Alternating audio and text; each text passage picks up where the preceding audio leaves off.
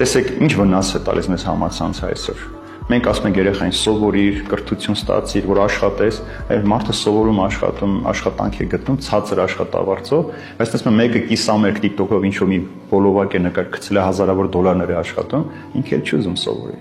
Ինքը էլ չի ուզում նեղություն քաշի, աշխատանք, քրտինք թափի, բայց չէ՞ որ այդ քրտինքից է նաև գալիս հասկացողությունը, թե դու ինչի համար ես կոչված։ Ինչը որ հեշտությամբ քեզ տալիս են, հեշտությամբ էլ քեզանից գողանում են ամեն բան։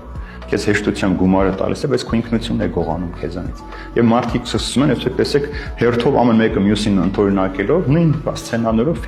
հոլովակներ են հանում, գցում են համացանցի մեջ։ Եվ սա ինչ անում, մարդու մոտ արդեն մշակութային փոփոխություն է տեղի ունենում, հոգևոր դաստիարակությունը մղվում է երկրորդ պլան։ Ես չեմ տեսել, որ